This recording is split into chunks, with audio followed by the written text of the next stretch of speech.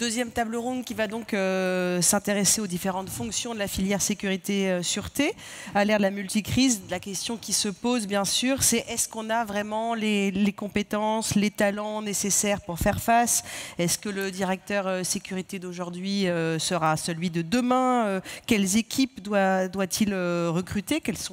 Où trouver d'ailleurs toutes ces perles rares? Bref, c'est comment se renouveler afin d'être plus performant au service de la continuité d'activité. Et pour en parler, nous avons invité des personnalités complémentaires, je crois qu'on peut le dire, deux professionnels de la profession. Thierry Delville, directeur sûreté du groupe Capgemini et président du groupe de travail du CDSE qui est consacré aux technologies de sécurité et de digitalisation. Et l'autre directeur, c'est Jean-Yves Auger, directeur adjoint, il est modeste, directeur adjoint de la prévention et de la protection du groupe Renault, qui est également président lui aussi d'une commission au CDSE, la commission gestion de crise et continuité d'activité. Deux directeurs qui encadrent deux regards extérieurs précieux. Maxence Demerlet, qui représente le MODEF, où elle assure la direction du numérique. Et à ses côtés, Yann de Kersauzon, directeur associé du groupe Arthur Hunt, qui a une grosse expérience d'accompagnement et de chasseur de talents, pour ne pas dire chasseur de tête, parce qu'il ne les coupe pas, mais il essaie de les promouvoir. On va commencer d'ailleurs avec vous, Yann de Kersauzon, parce que vous avez mené avec la commission Carrière, Emploi, Formation du CDSE et Fabienne Louvet une étude sur le profil des directeurs, des directrices aussi, sécurité, sûreté des entreprises. Si vous deviez aujourd'hui en dresser une sorte de portrait robot, qui sont-ils, d'où viennent-ils grosso modo? Bonjour. Ils vont se reconnaître sans doute. Mais... Oui, bonjour à toutes et à tous. C'est l'étude qu'on a menée avec le CDSE est venue un peu conforter le sentiment général sur le manque de lisibilité et de visibilité de la filière. On a souvent des pros du secteur, peu habitués à se décrire, à qualifier leur parcours. Voilà, généralement, c'est ministère des Armées, 25 ans. Et de l'autre côté, en entreprise, une gouvernance qui ne veut pas forcément appréhender ces métiers-là. Voilà. Et pour autant, la fonction a pris un essor considérable. Ces dernières années, on l'a vu évoluer d'un positionnement d'un centre de coût à celui, comme on l'évoquait plus tôt, de business partner. Donc, l'étude qui a été menée, c'est grosso modo répond à qui fait quoi, comment et pourquoi. Donc, une première étude qui a donné une vision commune des métiers avec un référentiel, et une deuxième qui est venue un peu approfondir, notamment les pratiques de rémunération, de rétribution et les parcours de carrière. Alors, les enseignements, ou des poncifs pour vous, c'est une filière de niche, courte, avec peu de niveau hiérarchique, aux métiers multicompétences, d'expertise et au leadership affirmé. Donc, ce qui implique effectivement des expertises pointues et des savoir-faire individuels ou collectifs. Deuxième poncif, c'est un tapis roulant naturel pour les profils venant du régalien. 91% d'entre vous sont passés par l'administration. Enfin, c'est une profession très masculine et avec un phénomène de plafond de verre qui est plus marqué qu'au sein d'autres filières métiers. Enfin, c'est une filière qui est attractive parce que les niveaux de rémunération sont sensiblement plus élevés que dans les filières générales. Merci, M. Kersauzon. Thierry de Delville, a priori, vous faites partie du profil type, hein. Vous cochez beaucoup de cases. Vous êtes un homme, vous venez du régalien, longtemps au ministère de l'Intérieur. Cela dit, vous êtes assez atypique quand même. Vous étiez déjà assez atypique comme fonctionnaire de police. Vous étiez un peu à l'avance sur votre temps, non? On peut le dire comme ça. Les ordinateurs portables, vous étiez peut-être un des premiers à vous promener avec.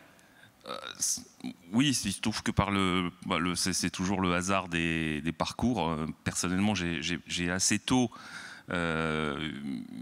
été un acteur de l'informatisation des services, et puis j'ai eu cette chance fabuleuse dans les années 90 et 2000 d'accompagner le développement de l'informatisation des services de police.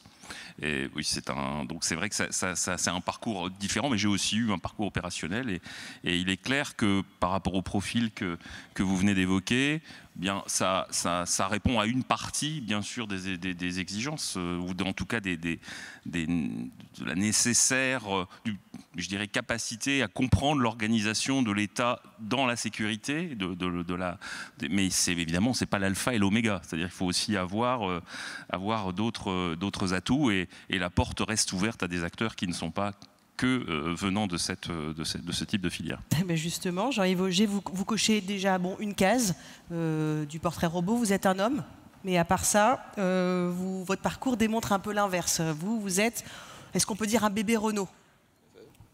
Votre parcours, comment ça s'est agencé progressivement?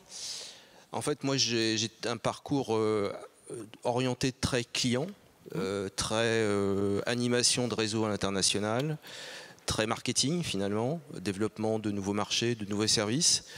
Ce qui m'a permis finalement de développer un certain nombre notamment de soft skills qui sont très importantes finalement dans l'activité que j'ai aujourd'hui, dans nos activités de direction de sécurité, où on a forcément besoin à la fois de comprendre notre environnement, de savoir aussi un peu négocier avec les acteurs internes ou externes, d'avoir aussi ce que disait tout à l'heure Monsieur Pépi, qui me paraît très important, et c'est avoir de l'intelligence émotionnelle.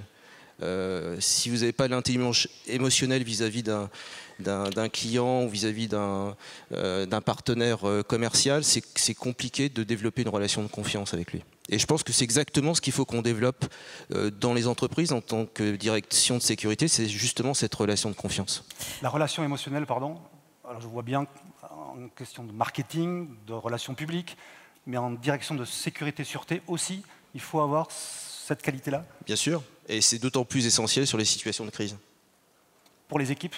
Pour comprendre finalement ce qui se passe, pour comprendre finalement les différents acteurs et adopter la bonne posture vis-à-vis de la situation que vous avez à gérer.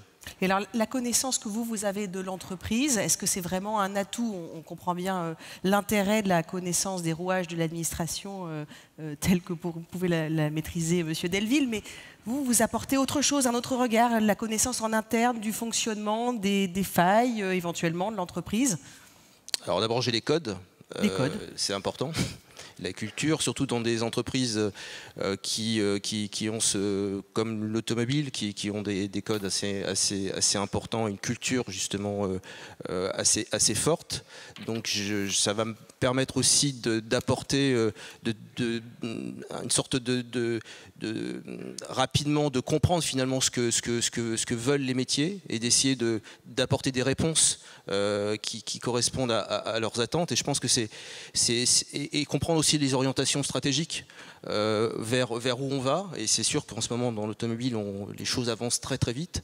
Donc je pense que c'est important qu'à l'intérieur de nos directions de sécurité, on ait une bonne compréhension finalement à la fois des enjeux business, des orientations stratégiques, mais aussi une bonne compréhension des acteurs externes, ça c'est évident.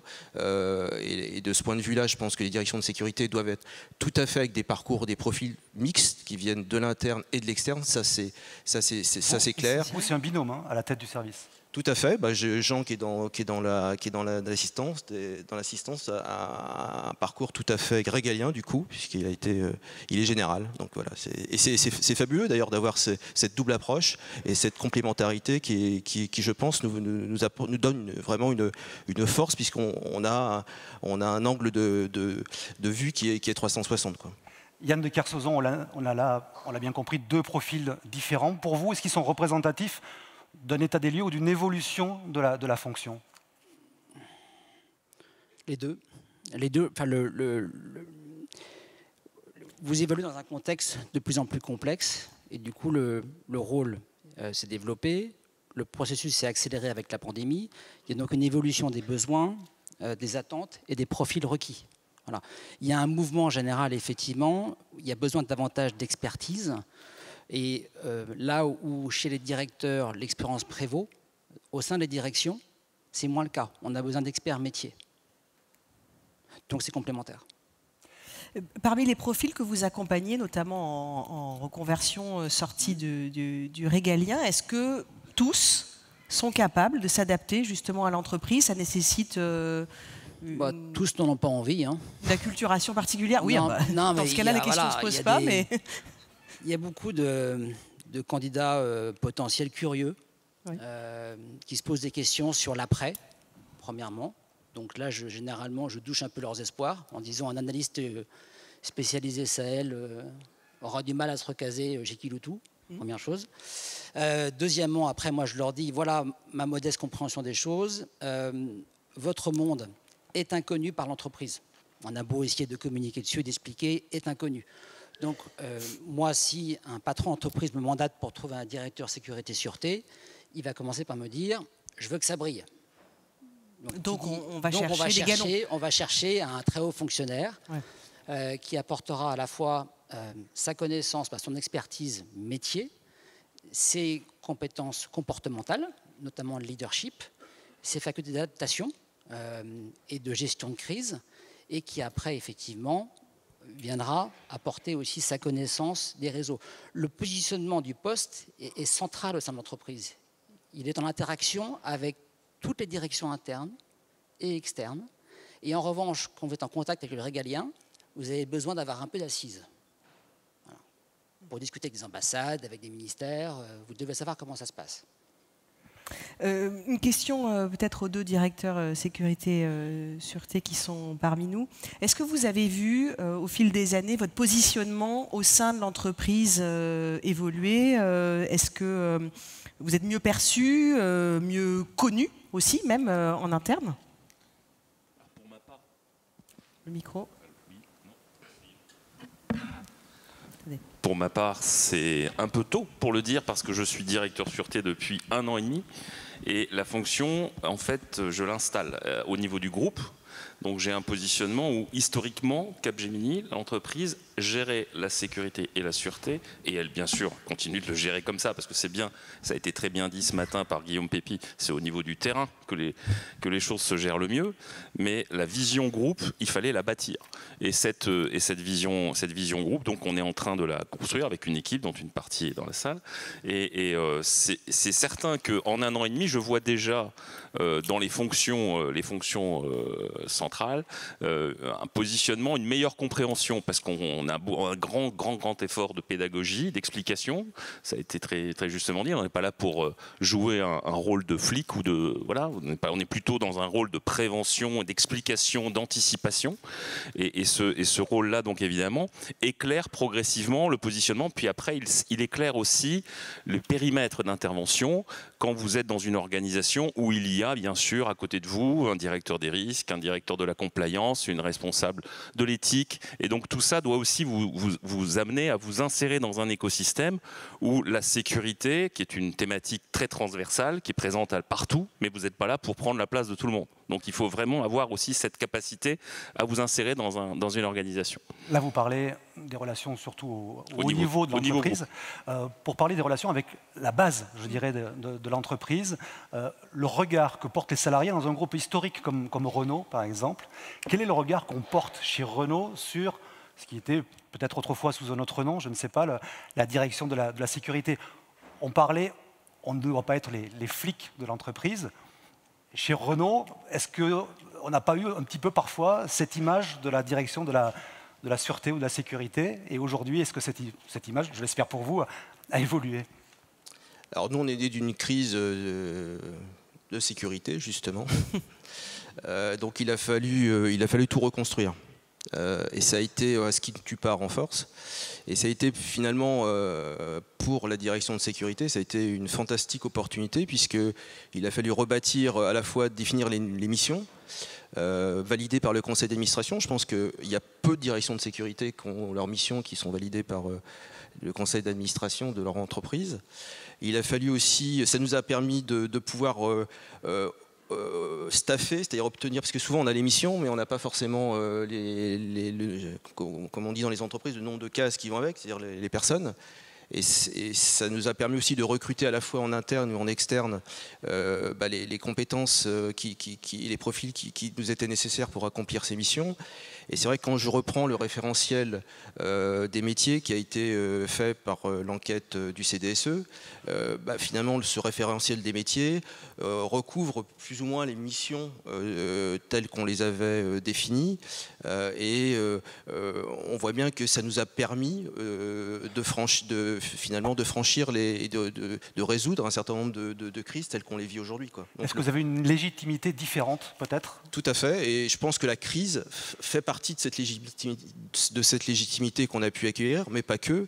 On a tout un programme de formation. On a créé en 2015, Fabienne qui est dans la salle a été notre directrice de l'école de la sécurité.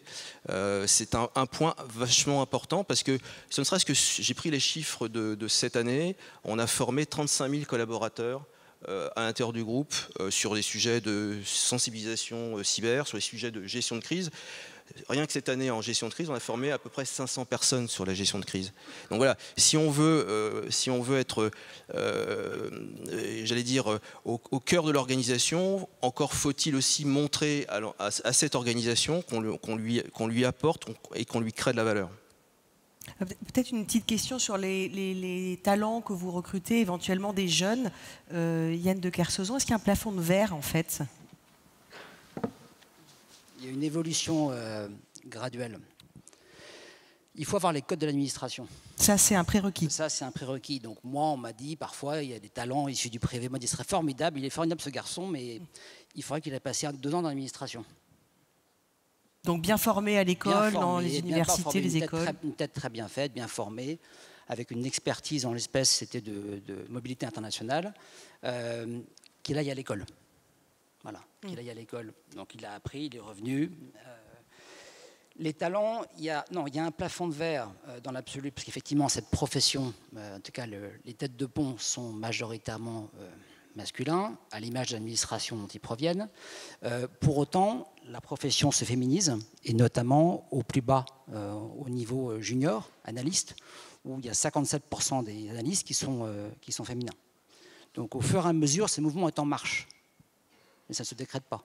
Voilà. Et ça va monter, vous pensez? Ou il y aura justement un plafond de verre? Il y a le cadre légal réglementaire, les lois Rixin & Co, mais de toute façon, ce qu'il faut, c'est de la politique de gestion de talent. Donc identifier le leadership, et ensuite, voilà, à compétence égale. Alors on a parlé profil, on va parler un petit peu compétences aussi. Il y a une compétence en tout cas qui semble émerger. Maxence de Merlet, vous pouvez prendre un micro. C'est la compétence cyber qui est devenue indispensable, en tout cas très très prisée au sein des équipes puisque le risque est omniprésent. On rappelle que vous êtes la directrice du numérique au MEDEF. Vous avez quand même une vision d'ensemble puisque vous avez 180 000 adhérents. Est-ce que pour vous, la prise de conscience du risque cyber progresse dans les entreprises françaises? Bon, alors, d'abord, merci de votre invitation. Je suis ravie d'être là. Alors, oui, ça progresse. Alors, effectivement, on n'a pas tout à fait 200 000 adhérents, mais c'est des adhérents surtout via, et le CDSE est membre aussi, donc via les fédérations et les territoires. Donc, oui, ça donne un mapping, une capacité à voir, effectivement, en profondeur et sur le territoire, les différentes typologies de risques cyber.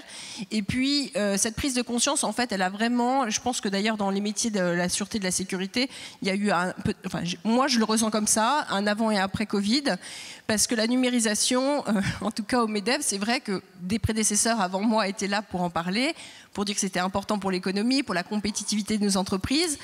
Mais souvent, bon, disons que ce n'était pas encore forcément en tête des sujets à traiter pour les chefs d'entreprise. Et avec la crise Covid, en fait, il y a eu un besoin de numérisation extrêmement rapide. Donc nous, on a essayé d'apporter notre brique à l'édifice dans ce grand mouvement. Et en parallèle, parce qu'on a aussi conscience du fait qu'un numérique, je veux dire, solide et robuste, c'est aussi un numérique responsable dans tous les sens du terme, et donc un numérique qui est sécurisé. Donc en même temps qu'on a essayé d'aider les entreprises à faire face, je veux dire, au tsunami du télétravail, de la vente à distance, etc., on a aussi essayé en parallèle de travailler sur la cybersécurité. Alors, on a un partenariat national avec la gendarmerie, donc ça nous a bien aidé. Puis comme le commandement cyber de gendarme, c'est aussi, je veux dire, organisé. Et nos contacts avec le général Boger, mais aussi le colonel Barnabé Vataougar, qui s'occupe du commandement cyber, nous a beaucoup aidé à faire des formations et à essayer d'adresser les sujets. Mais bon, malheureusement, il reste quand même à peu près un quart des entreprises pour lesquelles le sujet est quand même encore un petit peu théorique. Donc cette prise de conscience, elle n'est pas terminée du tout, et surtout elle n'est pas terminée vis-à-vis des PME. Alors je rappelle, le MEDEF, bien sûr on pense MEDEF grande entreprise parce que grande fédération, mais en fait la réalité du terrain Nos adhérents, c'est 47 salariés en moyenne. Et donc voilà. Donc la prise de conscience n'est pas la même. Là, c'est pas la même prise de conscience. Il n'y a pas de directeur de la sécurité, il n'y a souvent pas de DSI, il y a souvent un prestataire informatique dont la cybersécurité, c'est pas le métier. Et donc là, la prise de conscience, il y a encore pas mal de boulot. Donc là, vous allez faire de la sensibilisation. Alors, on fait beaucoup de sensibilisation. Mais malheureusement, le témoignage d'un père qui a été attaqué est vraiment la meilleure. Ben voilà, c'est le meilleur tips, c'est de faire témoigner quelqu'un. Je l'ai fait dans une fédération récemment, c'est le nautisme qui m'avait demandé de refaire un webinaire qu'on avait fait d'ailleurs avec le colonel Vataogwar. Et il m'a dit, je voudrais refaire la même chose pour nos membres. Et donc voilà, et j'ai dit, très bien, moi je suis ravie, je réorganise ça pour vous, faites témoigner Beneteau. Donc ils ont accepté. Parce que, et j'ai beaucoup aimé ce qu'a dit M. Pipi ce matin, on est dans l'émotion, et la cyberattaque, c'est quelque chose qui est extrêmement mal vécu, c'est un tabou, et donc il faut briser ce tabou, faire témoigner et faire prendre conscience que tout le monde est concerné. Sur la prise de conscience, je pense à Thierry Delville, paradoxalement, est-ce que toutes les entreprises travaillent dans l'informatique, je pense aux startups notamment, sont vraiment sensibles et sensibilisées aux risques cyber et recrutent des gens pour ça, où on est dans la création, on est dans l'innovation, et tout ça, ça passe. C'est sûr que si on travaille dans le numérique et qu'on n'est pas sensible au risque cyber, on a un gros souci. On peut savoir que ça existe et pas forcément au quotidien l'assumer. C'est clairement le risque numéro 1 dans une entreprise comme Cap. C'est clair qu'on a identifié ce risque dans le très haut du spectre, et c'est donc un risque sur lequel on met des moyens évidemment considérables. Ce qui est certain, et ça je rejoins ce qui a été dit, moi avant d'être chez Cap, j'ai été 3 ans consultant dans un cabinet conseil, et donc j'ai eu à ce titre, en plus dans des activités à la fois cyber, sûreté, gestion de crise, et on voit effectivement des niveaux de maturité extrêmement variables dans l'approche globale de sécurité. Je parle aussi d'entreprises de type ETI, des entreprises qui sont significatives mais qui ne sont pas nécessairement des grands groupes. Et on voit bien que cette question de la sûreté et à l'intérieur de ça des enjeux de cybersécurité nécessite un gros investissement qui malheureusement a souvent été décalé jusqu'à l'incident. Et il y en a eu une multiplication assez forte ces 4 dernières années. Donc voilà, c'est quelque chose qui maintenant évolue dans les mentalités, mais comme vous venez de le dire, il y a encore quelques récalcitrants. Mais je pense que non, c'est vraiment un niveau de maturité qui est très différent. Et puis surtout, après, c'est les profils. Quand vous êtes, j'ai l'exemple en tête d'une start-up bien connue, que évidemment je ne citerai pas, mais qui est une start-up dans le médical qui s'est vraiment considérablement développée ces 5 dernières années, et qui est progressivement allée vers la sécurité, d'abord en cherchant, parce que portail, parce que application mobile, etc., a cherché d'abord un responsable cyber, et puis s'est rendu compte qu'elle avait droit à des activistes, elle avait droit à tout un ensemble de traitements périphériques autour de questions de sécurité. Finalement, son ciseau, progressivement, il s'est transformé après, je dirais, un coaching et un travail, un investissement complémentaire, puis l'équipe s'est constituée, et aujourd'hui, c'est une vraie équipe de sécurité qui inclut cyber, sûreté physique et l'ensemble des paramètres pour pouvoir vraiment répondre aux menaces que subit cette entreprise qui n'est plus une start-up aujourd'hui.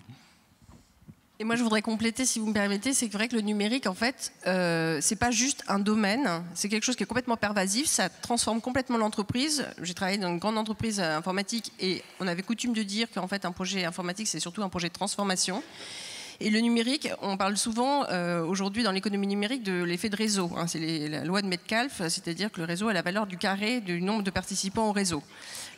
Et or, cet effet de réseau, il n'est pas seulement vrai pour les plateformes de données. Il est vrai en général, et il a tendance un peu à multiplier les risques. Et je rejoins ce que vous dites. Donc récemment, il y a une conférence très intéressante organisée par l'Armée de Terre. Je crois qu'il y a un des organisateurs ici présent sur le métaverse. Et la question de savoir si, par exemple, on va pouvoir faire des manifestations sur le métaverse se pose, et donc des activistes se retrouvent sur le métaverse. Donc en fait, le numérique, je pense que le rôle des directeurs de sûreté, c'est aussi d'être très curieux sur toute la manière dont le numérique en fait envahit l'entreprise et comment ça l'expose. Jean-Yves Auger, chez Renault, rapidement, le risque cyber, c'est quoi comme réalité quotidienne? Qu'est-ce que ça peut avoir comme impact concret? Bah, ça peut avoir beaucoup d'impact. Alors on a une double exposition, une première exposition traditionnelle sur l'IT traditionnel, et puis on a une deuxième exposition sur nos véhicules. Et donc par définition, c'est clair que pour nous, ce sont des sujets hyper stratégiques sur lesquels il faut à la fois travailler sur la prévention. Alors vous l'avez bien décrit, hein, comme nos amis de la SIT font correctement leur boulot d'un point de vue technique. En tout cas, on l'espère, et on travaille avec eux pour ça. On travaille nous sur ce qu'il y a entre le clavier, c'est-à-dire les gens, quoi.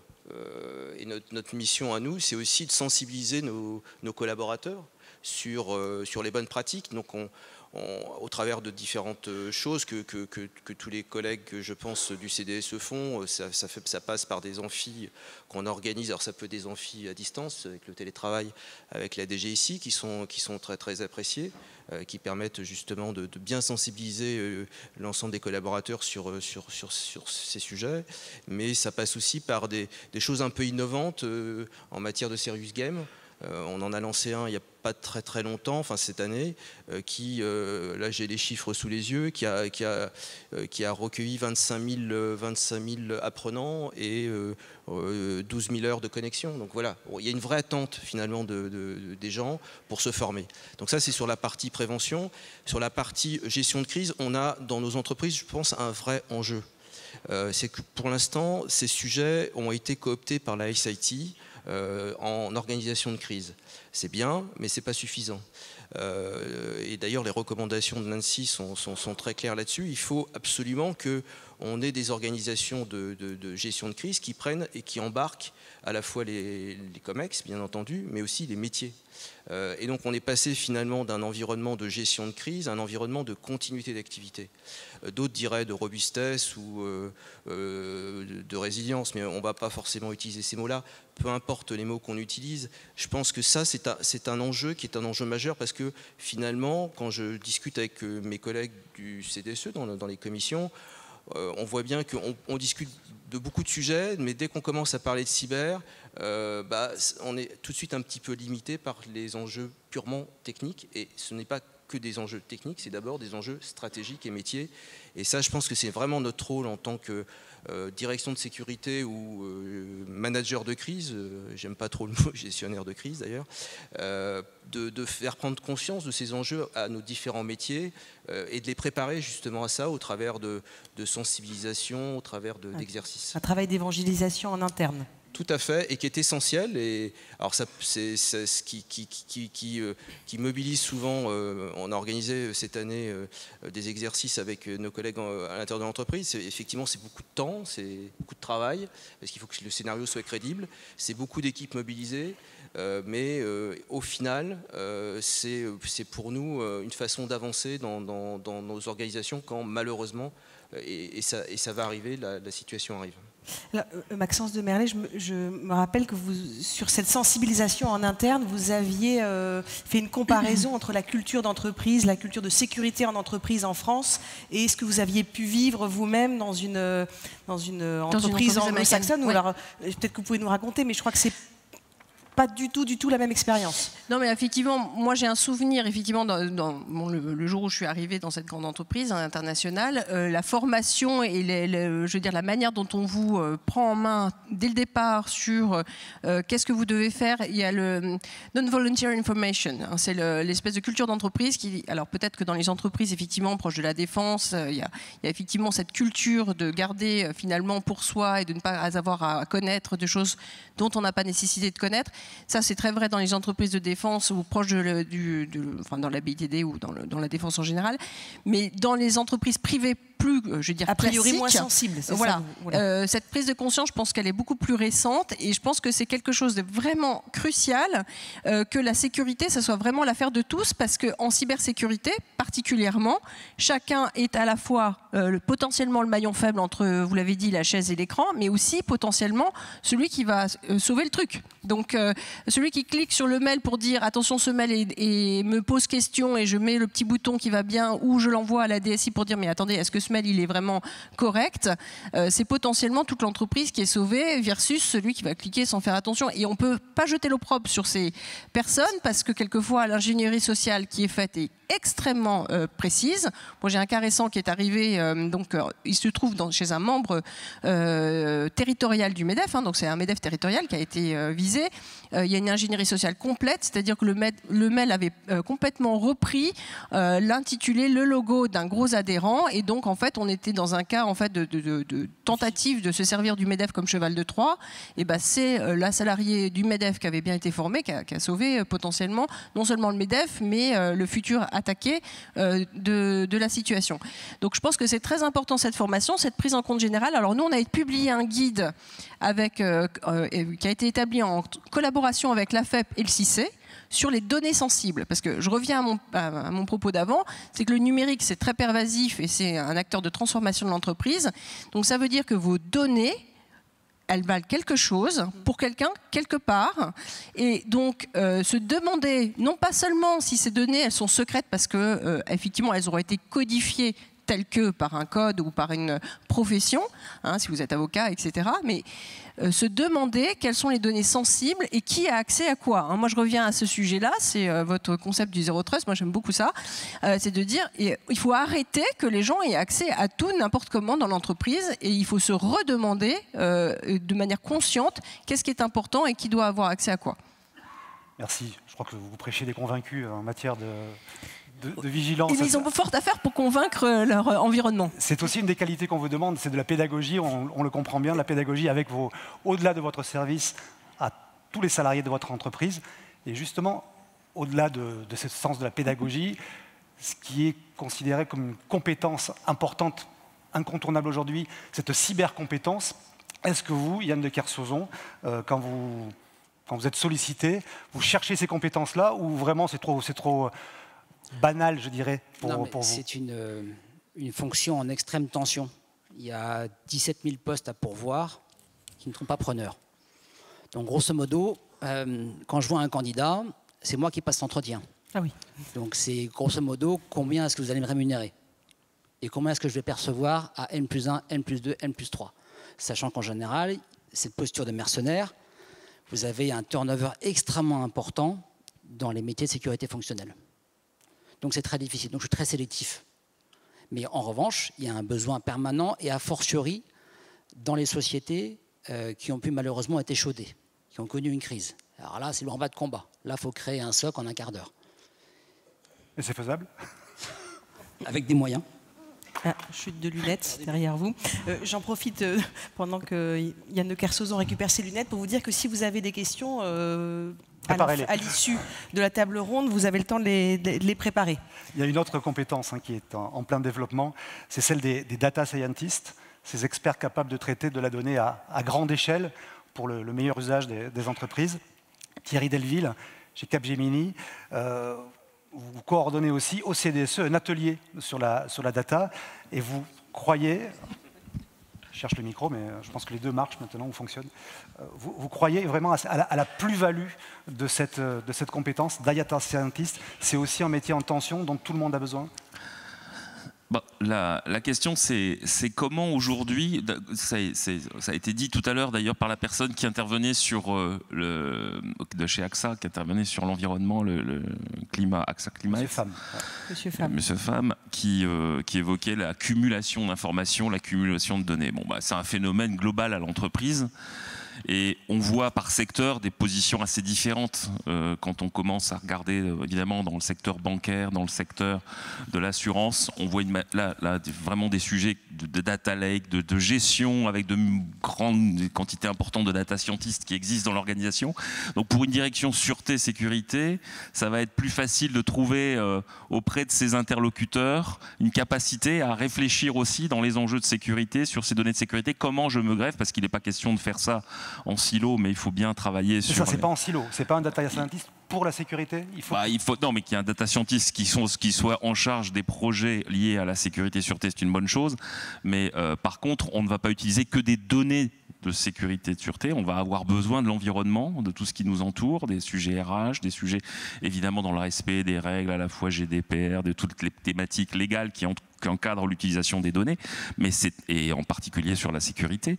Mais c'est vraiment pour ça que l'on a lancé ce groupe de travail au sein de cette commission, parce qu'on voit que c'est un besoin fort, avec une problématique assez générale, c'est-à-dire qu'en clair, les directeurs sécurité sûreté en ont marre d'avoir des milliers de grilles Excel, enfin des grilles Excel avec des milliers de lignes, ou avoir des tableaux de plus en plus complexes à gérer pour sortir des indicateurs, parce qu'on leur demande aussi ces éléments, et puis parce que c'est fort utile, et il faut passer à l'échelle, il faut passer à autre chose, et donc il y a aujourd'hui une démarche qu'on a entreprise pour pouvoir avancer dans cette thématique, et c'est vrai que moi personnellement, dans les équipes Capgemini France, on a recruté récemment des data scientists que pour cette mission-là. Et qu'en discutant dans le cadre de ce groupe de travail avec d'autres équipes de la banque, de l'assurance, de l'industrie, c'est un besoin absolument, je ne vais pas dire global, mais c'est en tout cas c'est quelque chose qui est assez partagé par bon nombre d'interlocuteurs du CDSE. Je vois Yann de Kersauzon qui est accroché à son micro. Je crois que vous avez envie de dire quelque chose. Tomber celui-là. Non, mais il y a un besoin réel de capacité d'aide à la décision et de prévention. Donc tout ce qui est deep learning, IA, réalité augmentée, tous ces sujets-là sont un peu au cœur des thématiques. Okay. Jean-Yves Auger, chez Renault, concrètement, un data scientist, en quoi ça peut aider en entreprise, en quoi ça peut aider la continuité d'activité, par exemple? Est-ce que une accumulation, un traitement de données multiples, ça peut permettre concrètement d'éviter un arrêt d'usine pendant 1 heure? C'est possible, ça?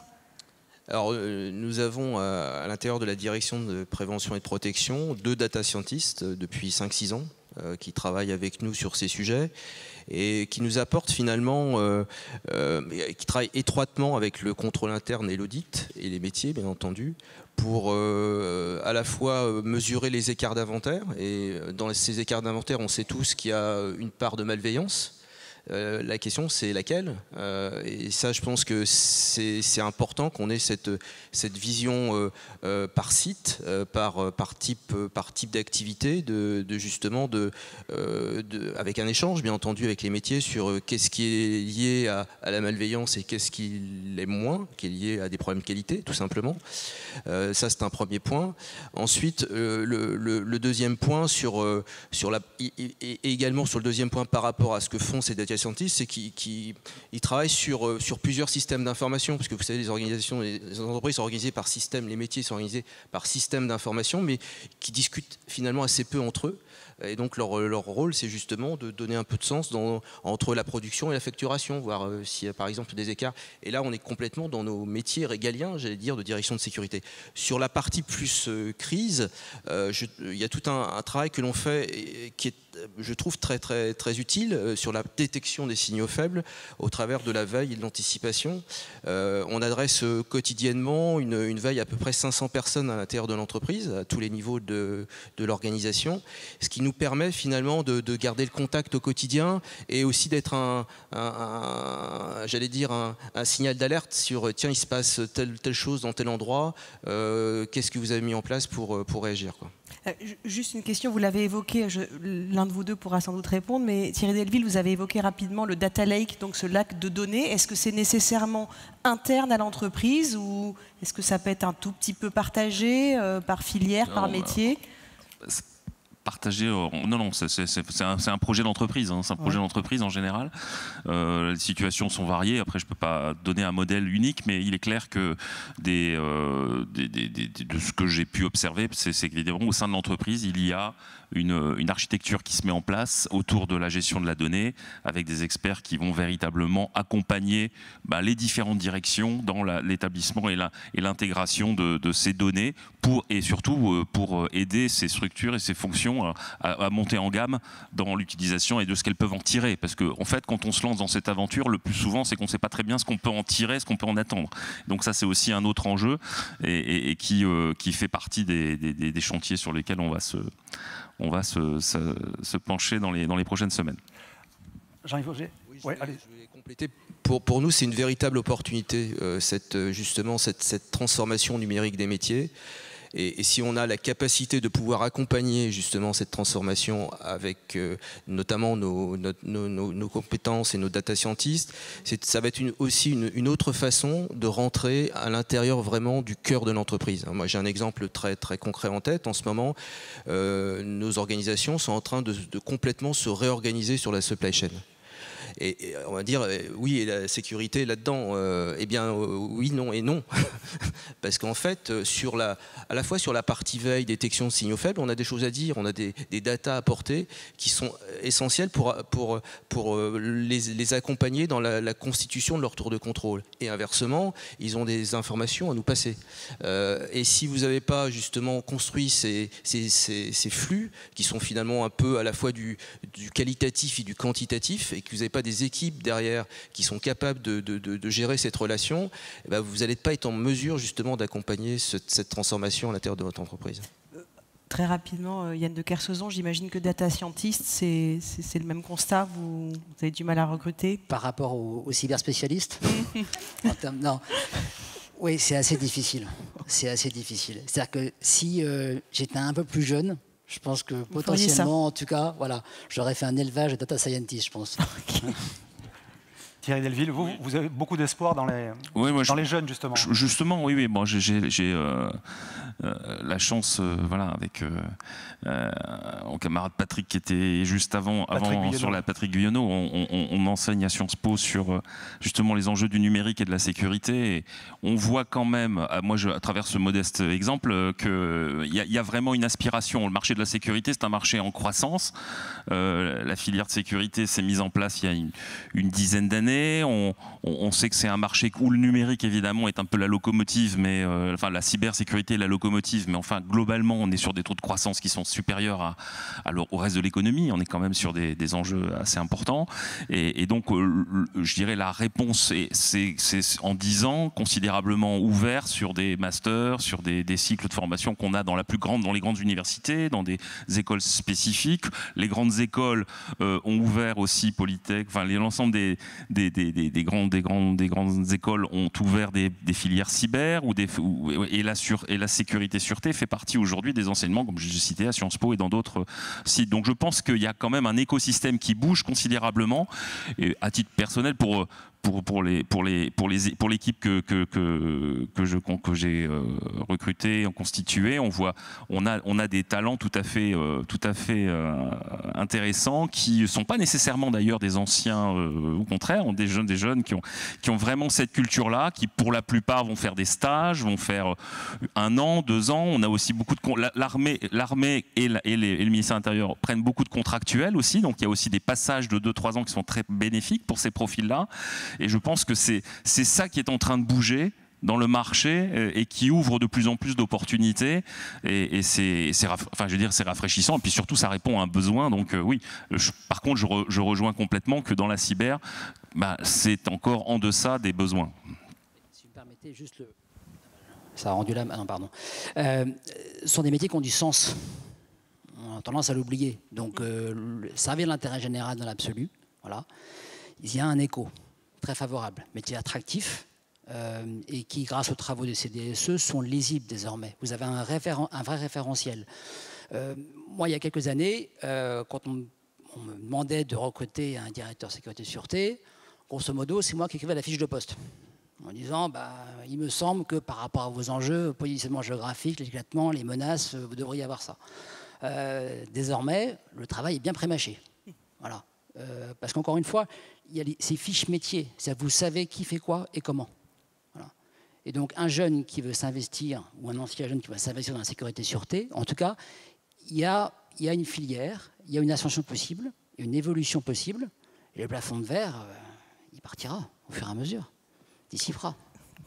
Maxence de Merlet, votre vision globale du numérique au niveau du MEDEF, sans rentrer dans toutes les actions que vous menez au niveau du numérique pour vos adhérents, votre vision justement des recrutements par vos adhérents, vous sentez qu'il y a un mouvement vraiment de vers le recrutement de jeunes experts?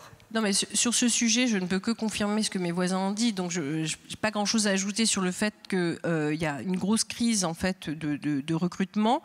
Mais le numérique globalement pose ce sujet-là. Hein. C'est-à-dire que des métiers vont apparaître et vont se transformer très rapidement.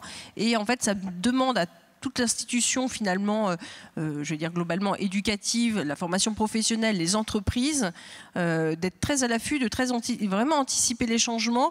Et ça nous met tous un peu au défi, hein, parce que ça ne suffira pas de sortir de l'école. Hein. Ça suffit de loin déjà pas, mais ça ne suffira pas non plus.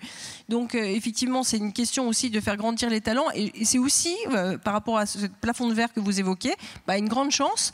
Parce qu'en fait, toutes les soft skills, toute la capacité en fait, de curiosité et d'apprendre sur le tas, c'est vraiment des choses qui sont mises en avant. Et la diplômite aiguë qu'on a quelquefois en France pourrait être un petit peu challengée. Donc moi, je m'en réjouis personnellement. Et on voit dans la cyber, moi j'ai remis, parce qu'on manque aussi de profils féminins, j'ai remis les prix de la femme cyber un peu plus tôt cette année, en septembre. Et il y avait des profils de reconversion qui étaient absolument spectaculaires. Et je pense que ce que vous venez de dire est très important. C'est montrer que ça a du sens.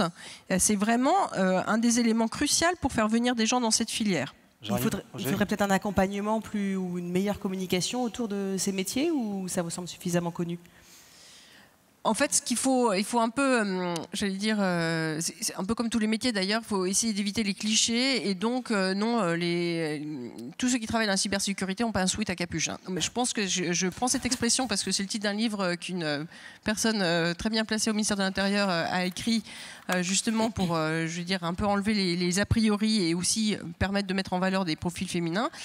Tout ce qui est question de sécurité, et je ne veux pas faire non plus de choses a priori, mais ce que disait Monsieur Pépi sur la gestion des émotions, il y a vraiment, alors particulièrement en cyber, une espèce de parallélisme par rapport à certaines agressions qui est évident. Les gens se sentent super mal, c'est tabou, et en fait il y a une notion de briser un peu l'omerta autour de l'agression cyber, la façon dont on en parle à ses clients, la façon dont on en parle à ses sous-traitants, la façon dont on en parle à ses donneurs d'ordre, c'est vraiment un sujet. On manque de communicants de crise. Moi, plusieurs personnes sont venues me voir en me disant mais au fait dans la cyber, en fait, il y a aussi un métier qui manque, c'est les communicants qui sont bien formés à la crise cyber.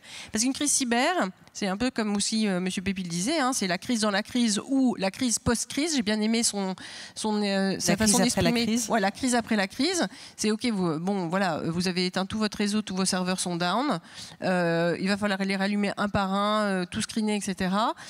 Potentiellement reconstruire une informatique complète. Il y a quand même des institutions ou des entreprises qui ont mis 6 mois à sortir de la NAS. Il y a le témoignage du directeur de la FNOR. Je ne sais pas si vous l'avez déjà entendu, mais ils ont mis juste 6 mois à s'en remettre. Donc, c'est pas juste une petite crise. Il faut tenir dans la durée aussi. Hein. Et peut-être les crises cyber en termes de communication, souvent on voit des entreprises qui ont hâte de ne pas communiquer sur leur propre attaque cyber. Exactement. Et donc ça, ce n'est pas possible en fait. Hein. Honnêtement, je vous le déconseille. Voilà. Oui, alors sur le profil des data scientists, c'est vrai qu'on a souvent un peu l'image du jeune à cabuche qu'on va recruter. Alors, 1, on ne le trouve pas, 2, il est cher, et 3, il ne reste pas. Donc ça veut dire que si on en veut, il faut aller les chercher ailleurs. Et le ailleurs, c'est souvent dans l'entreprise qu'il faut aller les trouver. Et on a, je pense, l'opportunité et la chance, c'est que nos directions sont finalement très attractives, le deviennent de plus en plus parce qu'on porte du sens. Il faut qu'on aille chercher et qu'on forme des collaborateurs de l'entreprise à ces sujets. Il se trouve que dans l'automobile, on a beaucoup d'ingénieurs.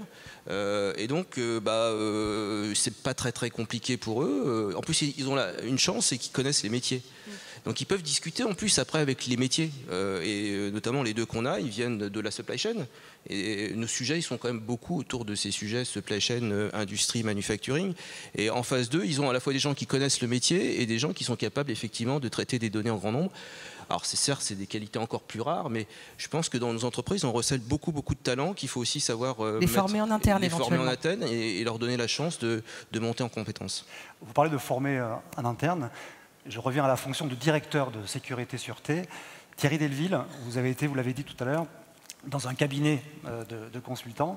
Est-ce qu'aujourd'hui, avec le recul, vous diriez que les directeurs de sécurité sûreté entreprise, avec tout le talent qu'on leur reconnaît, ou pas, à l'interne, est-ce qu'ils ont intérêt, parfois, à se faire accompagner d'une société extérieure de conseil pour se faire mieux entendre, mieux écouter des membres d'un COMEX, par exemple, auprès desquels ils doivent porter des projets ou des demandes d'investissement.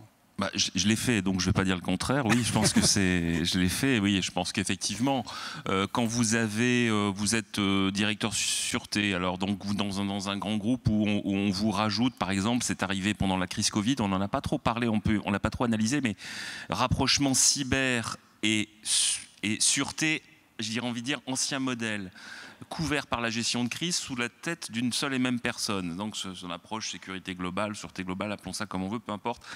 C'est quelque chose qu'on a vu apparaître chez des acteurs progressivement ces 3-4 dernières années. Et effectivement, quand vous commencez à travailler sur ces sujets devant un COMEX, difficile de passer des messages. Enfin, je pense que dans la salle, on a tous à un moment donné été confrontés à ça. En COMEX, vous avez 30 secondes pour accrocher, sinon vous voyez tout le monde plonger dans son smartphone et l'essentiel du message n'est pas retenu et donc l'objectif n'est pas atteint. Donc non, il faut effectivement pas hésiter. Je pense qu'on n'a pas tous la science infuse et même si on a été un ex-ci, un ex-ça, peu importe, qu'on soit de la filière interne ou externe, je pense que dans cette manière de présenter les 3-4 sujets clés qu'il faut retenir d'une intervention qui est généralement entre 5 et 10 minutes dans le meilleur des cas, eh bien effectivement je pense que c'est pas inutile de se faire accompagner. Oui. Il nous reste juste quelques minutes et il y a quelque chose que vous aviez évoqué, Maxence de Merlet, lorsqu'on a préparé cette table ronde et que peut-être dont n'ont pas forcément conscience tous les directeurs sécurité-sûreté. Vous disiez que ça peut devenir, au niveau des actionnaires, un critère, le niveau de direction sécurité-sûreté d'une entreprise, exactement comme le sont actuellement les critères RSE. Vous le constatez, ça? Oui, alors moi, effectivement, c'est une conviction personnelle, c'est qu'il y a un quart des entreprises qui ont été cyberattaquées qui ont rencontré un problème de solvabilité. Donc tout le monde a en souvenir, enfin en tout cas peut-être pas tout le monde, mais je vous le rappelle, Elie Charmel qui a été en redressement judiciaire. Voilà, donc les entreprises qui ont été fortement secouées financièrement. Et on en parlait aussi avec les commissaires aux comptes. Désormais, nous, on est convaincus que dans la gouvernance d'entreprise, la question de la préhension globale de la protection des données de l'entreprise, c'est un sujet, puisque c'est une valeur, en fait, le patrimoine informationnel doit être aussi bien protégé que le reste. Vous parliez effectivement, éventuellement, de comprendre les malveillances, la disparition de pièces ou de choses comme ça, mais le vol de données, ça existe. Et je pense que c'est très important de s'en préoccuper avant qu'effectivement vos actionnaires viennent vous poser la question. Et effectivement, il y a un vrai sujet. Je pense que dans la RSE, quand même, c'est une question qui va se poser. C'est-à-dire que la sécurité, de la confiance qu'on peut donner dans une entreprise, ça va compter. Ça va compter. Voilà, message pour l'avenir. On vous remercie à tous les quatre parce qu'on arrive au terme de cette table ronde du temps qui nous a été imparti. Est-ce qu'il y a une question très rapidement dans la salle? Ah, il y a une question, un bras qui se lève tout au fond. Une seule question alors, parce qu'on... Avant qu'on vous passe le micro. Voilà, il descend. Une question évidemment courte qui appellera une réponse relativement courte. Je serai bref, donc merci de donner la possibilité de poser des questions. Philippe Davadi, donc sous ma casquette chercheur en sciences de gestion. Le constat que vous avez fait, c'est que le directeur sûreté, on recherche un profil. Enfin, j'ai beaucoup entendu parler de profil, j'ai peu entendu parler de compétences. Et d'ailleurs, vous avez dit que les directeurs sûreté, actuellement, il faut que ça brille. Très bien, je suis très content pour eux. Mais, autre point également, le numérique n'est pas encore pris en compte par toutes les entreprises, puisqu'un quart des entreprises... enfin, il y a eu le Covid qui a fait prendre conscience de la nécessité du numérique aux entreprises. C'est quand même un peu gênant, parce que 2007, c'est la cyberattaque contre l'Estonie, 2009, c'est la création de l'ANSSI. Donc, en fait, ma question est la suivante. Est-ce qu'il ne serait pas nécessaire de changer de discours et de changer de méthode sur la sûreté? Parce que ça fait des années que le discours n'a quasiment pas changé, alors qu'on se rend compte que sur l'écologie, il suffit que Greta Thunberg, 17 ans sans aucun diplôme, donc pour rejoindre votre préconisation, fasse le tour de la planète pour que tout le monde change et que les entreprises se fassent accuser de greenwashing alors qu'aucune entreprise ne se fait accuser de security washing. La question s'adresse à qui? Parce qu'on ne va pas interroger les quatre. Si vous avez une préférence. À celui qui veut répondre. Je vais dire comme Alexandre, au plus digne. Non, mais moi, je veux bien répondre. Effectivement, moi, je commence souvent mes interventions quand je parle de cybersécurité par les attaques de Stuxnet, WannaCry et NotPetya. Mais tout le monde pensait que c'était finalement l'objet de mercenaires à la solde d'États dont on ne veut pas toujours dire le nom et que ça ne concernait que les grosses entreprises parce que, dites grosses entreprises, poche pleine et donc capacité de gagner beaucoup d'argent. Or, aujourd'hui, en fait, la compréhension de la malfaisance sur le numérique amène à comprendre que le chalut, en fait, drague toutes sortes de poissons. Et donc, si vous êtes un gros poisson, je pense qu'il faut vous protéger, mais en fait, les petits poissons sont pris dans la nasse. Et particulièrement parce qu'on a parlé de supply chain, aujourd'hui, le vrai sujet aussi est d'adresser cette cybersécurité dans la supply chain, puisque l'échange de données, maintenant, est absolument incontournable. Et certains l'ont bien compris, c'est la filière de l'aéro, qui a créé toute une filière intégrée de sa supply chain avec un label qui s'appelle AirCyber. Donc, moi, je vais plaider, du coup, une petite solution sympathique qui fera peut-être sourire certains d'entre vous. Mais faites un peu de scoutisme de la cyber, que le plus gros aide le plus faible, et peut-être qu'on s'en portera mieux. Et pour ça, nous, on met à votre disposition quelques outils au MEDEF, dont une alerte qu'on a créée spécialement pour les entreprises petites et moyennes qui n'ont pas de DSI. On fait partir des alertes avec l'ANSSI et cybermalveillance quand il y a une crise majeure, une faille particulièrement utilisée qui peut concerner toutes sortes d'entreprises. Donc, si vous ne la recevez pas, c'est ça. Oui, alerte cyber, surtout, demandez-nous, on vous l'enverra. Merci à tous les quatre. On va laisser un petit peu de place à Cédric Lewandowski avant de prendre une pause déjeuner.